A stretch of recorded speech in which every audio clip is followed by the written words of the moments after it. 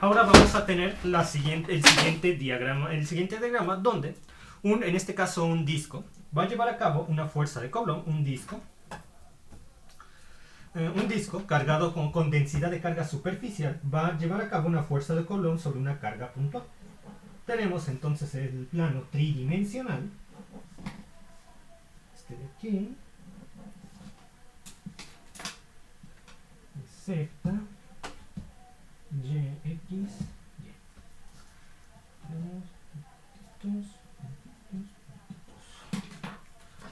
Y. Yo tengo carga puntual. Tengo aquí un disco.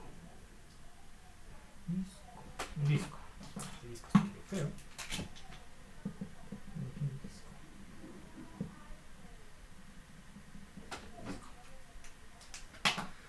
Tengo aquí una carga puntual y tengo sobre el plano XY un disco con densidad de carga superficial. La expresión que me permite definir la posición de la carga puntual es mi vector R', que en este caso lo vamos a ubicar en 5Z. 5 vector Z, vector unitario. Entonces tenemos que el vector posición, que nos permite saber la posición de la carga puntual en el espacio tridimensional, es el vector R', que en este caso es 5 por Z vector unitario. Está en este punto. Ahora, yo quiero ubicar todos aquellos puntos en los cuales existen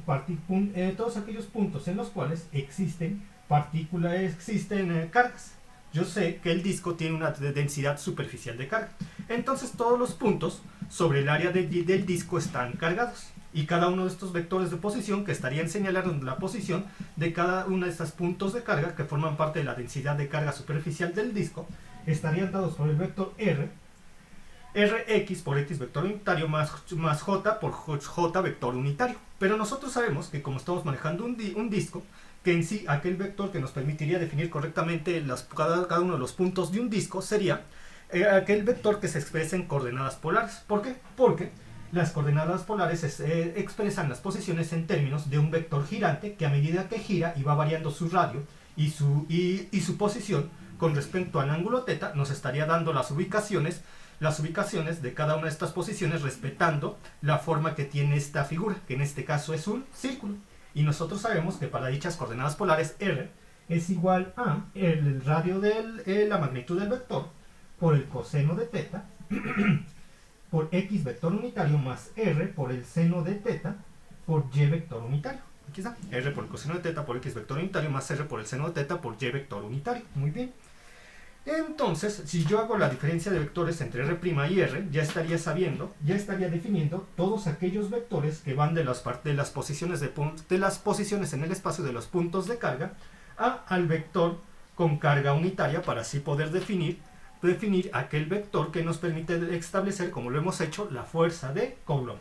Entonces tendríamos la diferencia de vectores R' menos R, lo cual nos da lo siguiente: menos R por el coseno de θ por X vector unitario, más R por el seno de θ, por Y vector unitario más 5Z. Ahora, aquí era menos, por cierto, porque es menos aquí es menos.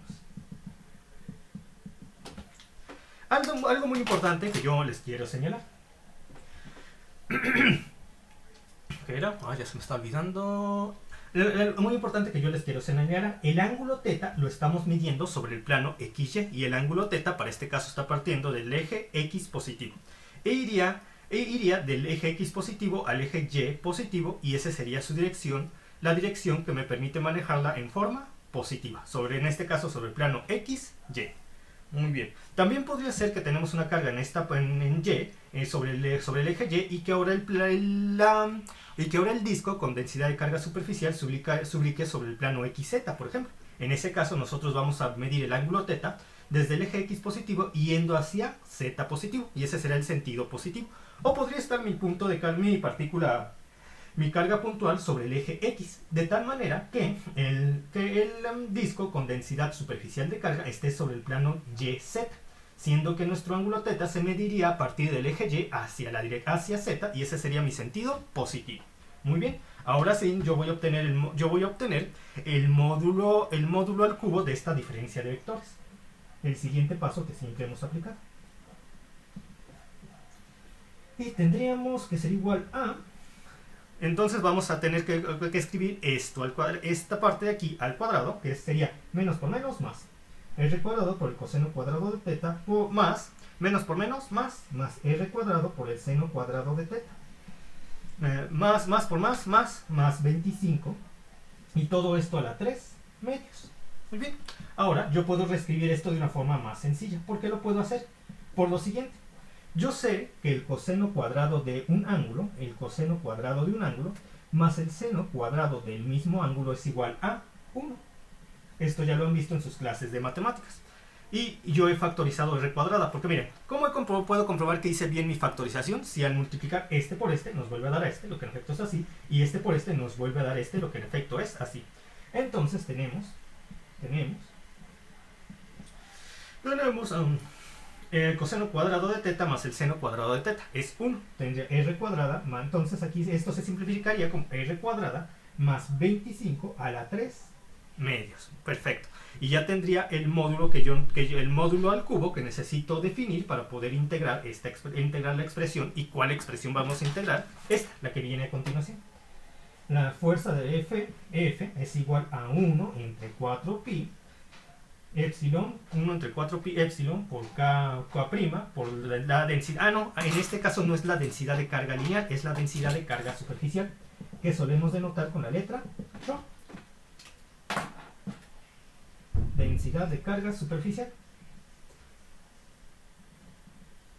De la integral desde el límite inferior hasta el límite superior, R2, aquí todavía no lo he especificado, permítanme, no lo he especificado, no lo voy a poner como el límite inferior R sub índice 1 y el límite superior R sub índice 2. ¿De quién?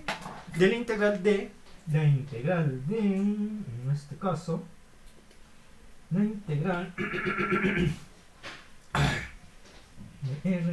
de y desde el ángulo teta 1 hasta el ángulo teta 2 de la integral recuerden, en el numerador va la diferencia de los vectores, menos r por el coseno de teta por x vector unitario menos r por el seno de teta por y vector unitario más 5z entre el módulo al cubo que acabamos de obtener. Es decir, vamos a escribir lo que siempre hemos escrito para calcular la fuerza o color.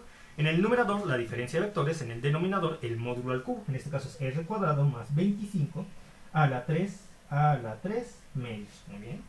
De r por la diferencial de r por la diferencial de teta. Si se dan cuenta, ya no estoy manejando la diferencial de x y la diferencial de y, porque en esta ocasión la forma en la cual yo he expresado este vector no está en términos de las coordenadas rectangulares, está en términos de las coordenadas polares.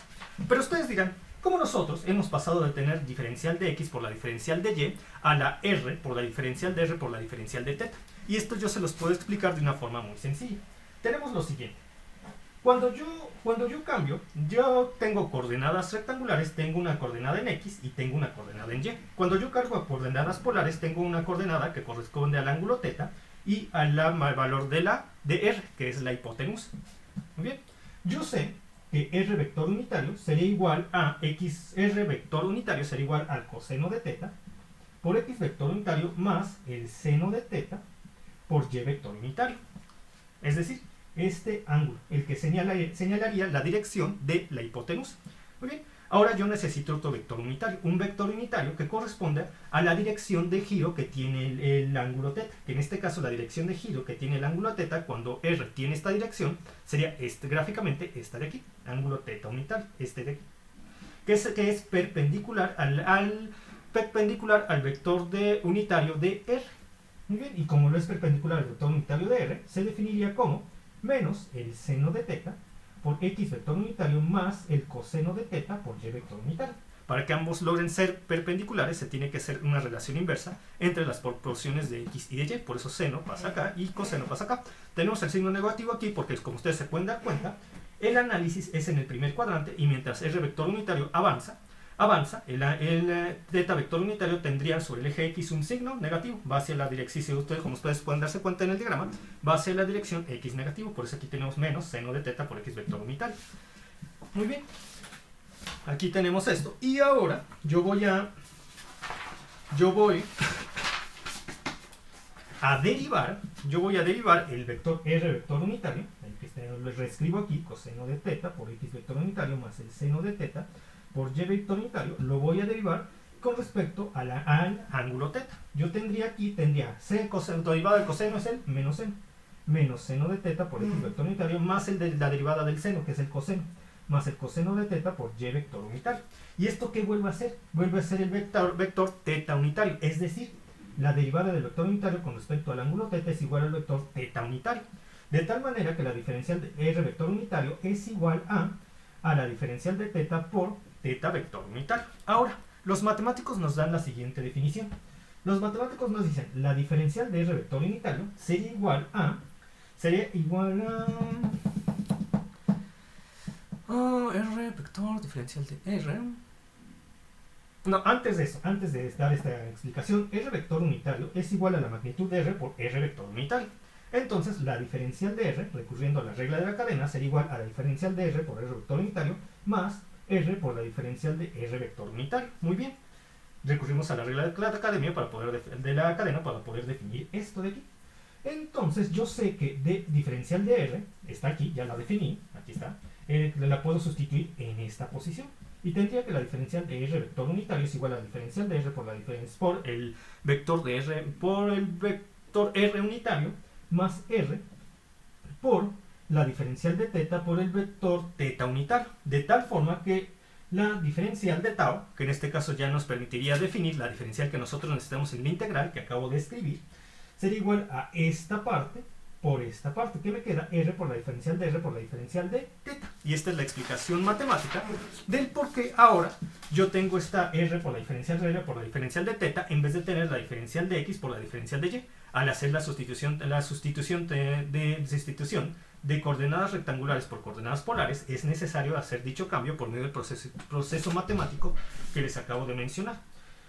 Yo antes no comprendía nada del por qué hacíamos ese cambio y nadie me quiso explicar hasta que me fui a los libros y me enteré del por qué se cambiaba la diferencial de x por la diferencial de y.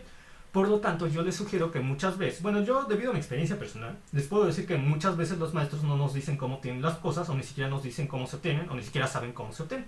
Entonces yo les recomiendo que estudien más de los libros, porque son los que de veras saben mucho, y los que en la mayoría de los casos van a enseñarles. Hay maestros muy buenos en la escuela, ya lo han visto ustedes, hay muy buenos.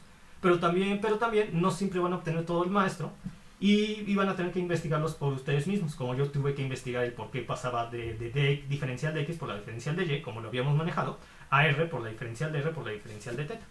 Entonces continuamos con este ejercicio. Voy a manejar este ejercicio primero de una forma sencilla. Y como ustedes dirán, ¿cómo de una forma sencilla? De la siguiente forma. Hagan que de cuenta que este disco parte desde su centro en 0, en coordenadas en 0, 0,0, pues estamos sobre el plano XY, y el disco tiene un radio de, póngales, de 7 metros. Va del centro a 7 metros, su radio es de 7 metros. Por lo cual, el límite de integración con respecto al radio sería de 0, es decir, desde su centro, 0, hasta 7, radio 7. Mientras que como este disco no está partido, es decir, es un disco completo, su intervalo de integración para el ángulo y teta iría desde 0 hasta 2pi, porque es un círculo completo de 0 hasta 2pi. Entonces voy a reescribir este integral una vez que ya he especificado que tenemos esta dimensión para el radio del disco y que es un disco completo, es decir, que no lo he roto, no lo he partido, no lo he quitado alguna parte de él. Entonces esta integral quedaría escrita como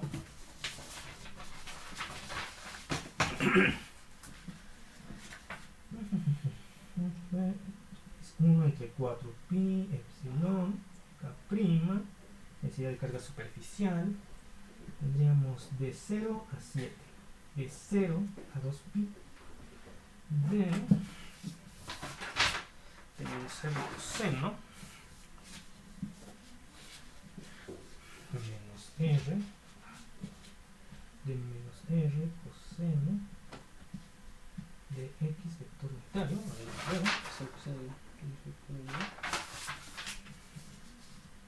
menos r del seno de teta de y vector unitario,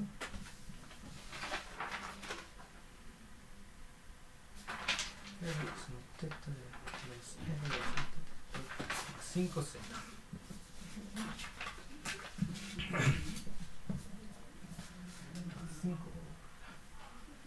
5z entre r al cuadrado más 25 a la 3 medios r por la diferencial de r por la diferencial de teta. ¿Por qué este caso es muy sencillo cuando mi disco no está partido? Lo que pasa es que cuando ustedes integren de 0 a 2pi, porque el disco no está partido, si estuviera partido no sería de 0 a 2pi, sería de 0 a un cuarto de pi, de 0 a 5 sextos de pi, de 0 a 4 tercios de pi, es decir, siempre por debajo del 2pi, pero a menos que el disco sea completo, como en este caso es de 0 a 2pi. Cuando ustedes integren la parte de x vector unitaria y la parte de y vector unitaria con respecto de 0 a 2pi, se va a anular, porque al integrar y evaluar esta expresión de 0 a 2pi les va a dar un 0. Por ejemplo, el integral del coseno es el seno. El seno de 2pi es 0, menos el seno de 0 es 0. 0 menos 0 es 0. Este 0 va a multiplicar a los demás, es 0. Ahora, seno. Integral del seno es coseno. Coseno de 2pi es menos 1, menos el coseno de 0, que es 1, menos 1, que es coseno de 2pi, coseno de 2pi es 0. Coseno, integral del seno es el coseno. Coseno de 2pi es 0. 0 menos el coseno de 0, coseno de 2pi es menos 1. Entonces, integral del coseno es el coseno. Y entonces tendríamos coseno de 2pi, que es, efectivamente el coseno de 2pi es 1. Coseno de 2pi es 1. 1 menos el coseno de 0, que es 1. 1 menos 1 es 0. ¿Ven? Cuando ustedes integran la parte en x y la parte en y, que en este caso a x le corresponde el coseno de teta, y esta pasa la parte en y le corresponde el seno de teta, nosotros vamos a tener para la proyección en x y en y que es igual a 0. ¿Y esto tiene sentido? Efectivamente tiene sentido. ¿Por qué? Porque si se trata de un disco completo y ese disco está sobre el plano XY, las fuerzas que producen cada uno de los puntos de carga existentes para que tengamos una densidad de carga superficial se van a hacer una sumatoria de tal forma que la componente en X y en Y, dado que existen todos los puntos en X y en Y y están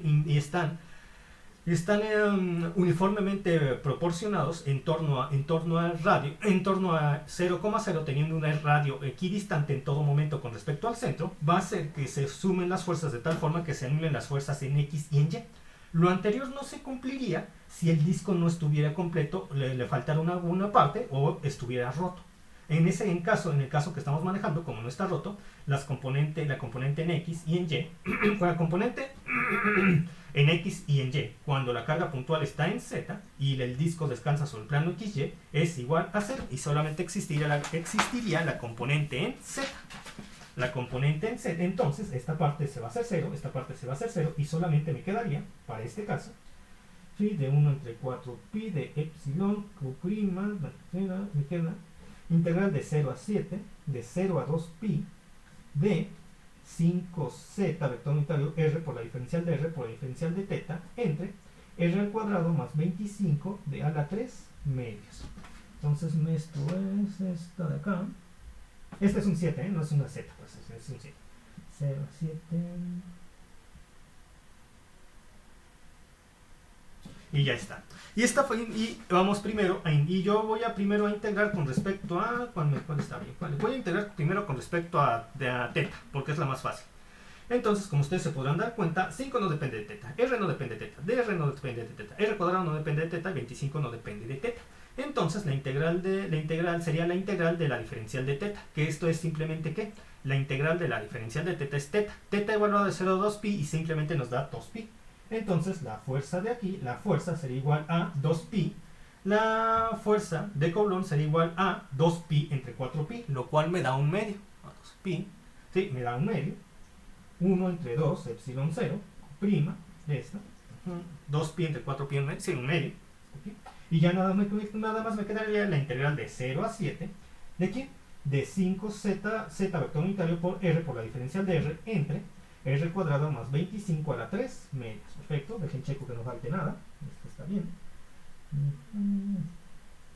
Sí, no falta nada. Y esta integral es directa gracias a que tenemos aquí una r. Entonces tendría que la fuerza de Coulomb es igual a 1 entre 2 epsilon prima, la densidad de carga superficial, que va a multiplicar a 1 entre la r cuadrada, 1, que este 1 que a su vez multiplica 5z', entre la raíz cuadrada de r más 25 evaluado de 0 a 7. Y dejen checo que todo esté bien hasta este punto. De esta integral directa ya lo hemos hecho en varias ocasiones, de hecho. Entonces esto al lado menos 1 sería esto. Sí, entonces sería menos 1 medio.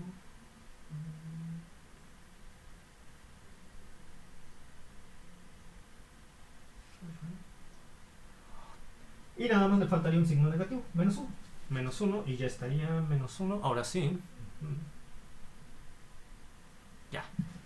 Aquí está. Esta es la solución. Finalmente, lo único que me falta es evaluar la función. Aquí ya no tengo espacio. Lo continúo en mi parte posterior de mi hoja.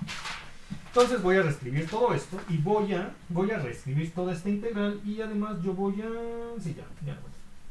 Y yo voy a evaluar la función. Sería 1 entre 2 epsilon co'prima, densidad superficial de carga, menos, como menos 1 y 5z son constantes, las puedo sacar de la integral.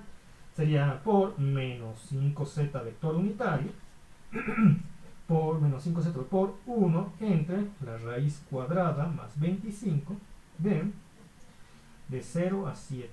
Entonces sería menos 5, 1. Y ahora yo tendría f vector unitario que es igual a 1 entre 2 epsilon 0 q', esto por menos 5z vector unitario. Y tendríamos, evaluando, 1 entre la raíz cuadrada. La raíz cuadrada en este caso, r es igual a 7. 7 por 7 es 49. 49 más 25. 49 más 25 es 74. Aplicamos la raíz cuadrada de 74, es 8.6.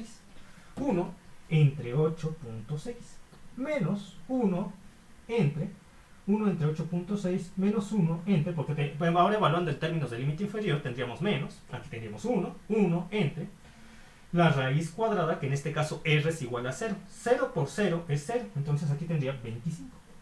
Bien. Y tendría que la fuerza de Coulomb es igual a 1 entre 2 epsilon q' menos 5z, z vector unitario, de 1 entre 8.6 es 1 entre 8.6 me da 0.11, 0.116. 0.116 menos 1 entre la raíz cuadrada de 25, que es 5, que es 0.2. 0.2. Entonces ya nada más tengo que hacer la multiplicación. La fuerza sería 1 entre 2pi, 1 entre 2 epsilon 0 q', y tendríamos menos 0.2 menos 0.2 más menos 0.2 más 0.116, que va a multiplicar a menos 5 por menos 5, que está aquí, por menos 5 por 5 menos, y esto me va a dar 0.42z. 0.42 z vector unitario. 0.42 z vector unitario. Y como ustedes se podrán dar cuenta, la fuerza de Coulomb es positiva, en este caso newtons. Y tiene sentido que sea positiva así, dado que no hemos declarado algún signo, tanto para la carga puntual como para la densidad superficial de carga, se consideran por defecto positivos. Entonces habría una fuerza de repulsión. Nosotros, viendo esa fuerza de repulsión desde el punto de vista de la carga Q', que es como lo hemos estado manejando, que es como lo estamos manejando, iría hacia arriba, porque este va para acá, este iría para acá, y desde el punto de vista de Q', que es como lo estamos manejando por la forma que hemos estudiado las ecuaciones, es decir, porque yo he restado la posición de esa carga Q', la posición de las partículas donde existe la densidad superficial de carga, iría en efecto hacia arriba, por eso tenemos una fuerza positiva. Muy bien, ¿hasta aquí alguna duda, pregunta? Muy bien. Como les estaba estableciendo, estos casos son mucho más sencillos que los que hemos visto anteriormente. Ahora, ¿qué pasa? Pero ¿qué pasa si en vez de ello tengo si en vez de lo que vi aquí, tengo lo siguiente? Bueno, lo voy a manejar directamente con este ejercicio. ¿Qué pasaría si al disco le faltara una parte? El disco no va de 0 a 2pi. No, lo voy a escribir otra vez aquí. ¿Qué ocurriría si al disco le faltara una parte? Yo voy a tomar el mismo disco, pero ahora le voy a quitar una porción a mi disco. Le voy a quitar una porción, en efecto.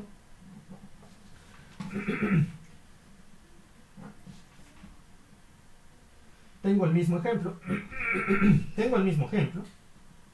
Solo que ahora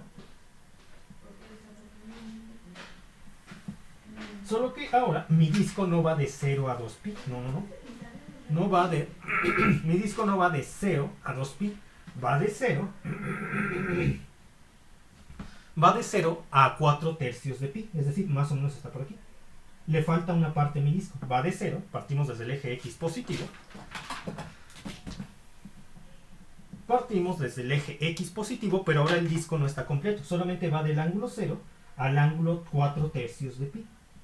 Es decir, logra cubrir todo el semiplano positivo o semiplano de arriba, si nosotros vemos el plano XY, y pasa un poquito. Pero se queda hasta aquí. Va de 0 a 1 medio de pi, a pi, y se queda en 4 tercios de pi. Le falta esta parte a mi disco.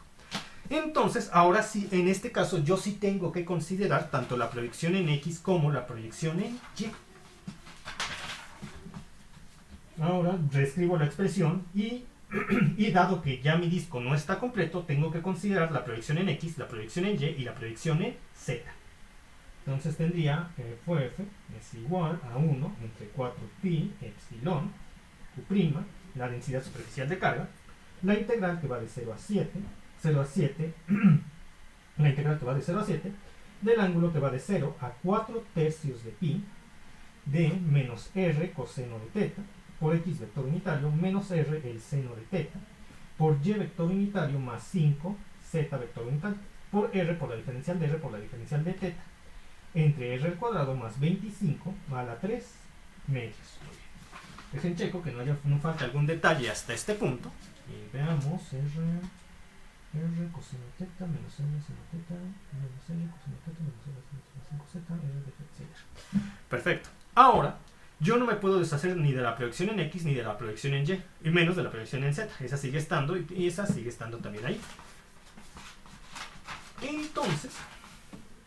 Entonces, yo voy a tener que resolver qué integral. Voy a tener que resolver la integral que a la de afuera, voy a tener que resolver la integral que va de 0 a 7, porque estaría integrada, formaría parte de la proyección en X y la proyección en Y, la integral r cuadrada por la diferencial de r entre r al cuadrado más 25.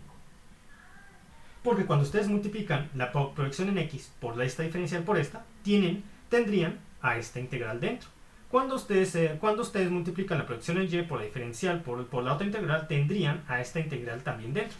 Entonces tienen que ver la forma en la cual se tiene que resolver esta integral. Yo voy a utilizar la sustitución trigonométrica. Y tendría aquí a R, aquí a 25, aquí al ángulo teta. Aquí no puedo decir que es el ángulo teta. ¿Por qué? Porque teta ya lo estoy manejando para estudiar el diagrama de cómo la fuerza de Coulomb se comporta en el espacio tridimensional. Y este otro ángulo va a ser diferente, porque este ángulo se utiliza para la sustitución trigonométrica de esta integral. Por lo que no puedo decir que es teta, tengo que utilizar otro ángulo. Voy a utilizar el ángulo alfa.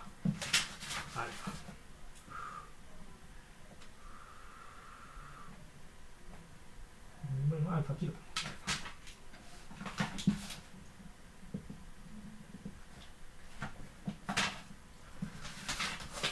Utilizo el ángulo alfa. Entonces, yo tendría la suma de la raíz cuadrada de la suma de los catetos al cuadrado es la hipotenusa. R cuadrada más 25. Aquí está. Ah, y aquí era un 5. Aquí es un 5. Está bien.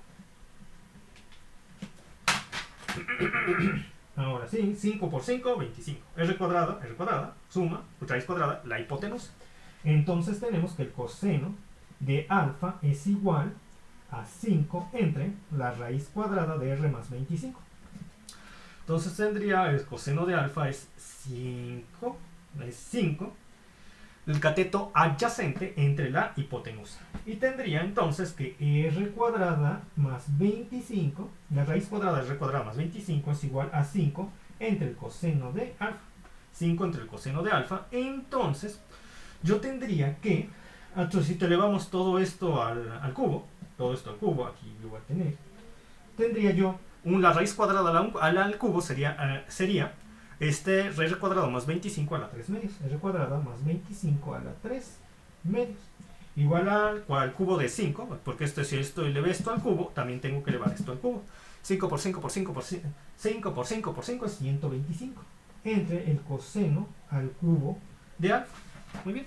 Ahora yo tengo la tangente de alfa. La tangente de alfa sería igual al cateto opuesto Aquí este de aquí, cateto opuesto, R entre el cateto adyacente, que es 5. Y tendría que R es igual a 5 por la tangente de alfa. 5 por la R es igual a 5 por la tangente de alfa, entonces la diferencial de R es 5, la secante cuadrada de alfa, por la diferencial de alfa. Y ya puedo hacer la sustitución trigonométrica. Entonces tendría, la sustitución trigonométrica tendría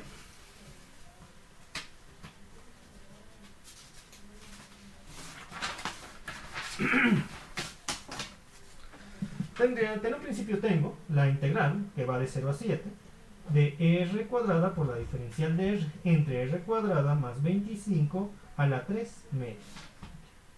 Yo sé que r cuadrada, solamente me falta establecer r cuadrada. Yo sé que r es igual a 5 tangente de alfa, por lo que r cuadrada será igual a 25 tangente cuadrada de alfa. Entonces ya nada más, ya r cuadrada sé que es 25 tangente cuadrada de alfa, mientras que la diferencial de r, que lo va a multiplicar, es igual a 5 por la secante cuadrada de alfa por la de 5 por la secante cuadrada de alfa por la diferencial de alfa entre, y me falta poner la integral de 0 a 7, ya especifico que la integral es en r, porque el integrando, como no está en términos de r su índice 2 es igual a 7, y tengo que especificarlo porque el integrando no está en términos, no se encuentra en términos de r. Y ahora yo sé que r cuadrado más 25 a la 3 medios es igual a ¿quién? Es igual, por lo que tenemos en la sustitución trigonométrica que se acaba de hacer, a 125 entre el coseno al cubo de alfa. 125 entre el coseno al cubo de alfa. De tal forma que esto es igual a la integral que va de r su índice 1, 0, a r su índice 2, 7. ¿De quién? 25 por 5, 125. 125 entre 125 es 1. Y ahora yo tengo 1 tangente, ahí está. Y tendría y ahora este que está, el coseno al cubo de alfa se multiplicaría por la tangente cuadrada de alfa y luego por la secante cuadrada de alfa, lo cual me daría tangente cuadrada de alfa, y nosotros tendríamos entonces un coseno al cubo de alfa por la secante cuadrada de alfa. Sabemos que el coseno de alfa es el inverso de la secante de alfa, y viceversa, la secante de alfa es el inverso del coseno de alfa. De tal forma que si tenemos un coseno al cubo de alfa por la secante cuadrada de alfa, esto se resume como el coseno de alfa, y por la diferencial de alfa. Muy bien. Hasta ahorita hemos llegado a este punto. Continúo, me desconecto y me reconecto en 5 minutos. Porque Zoom dice que esta sesión va a terminar.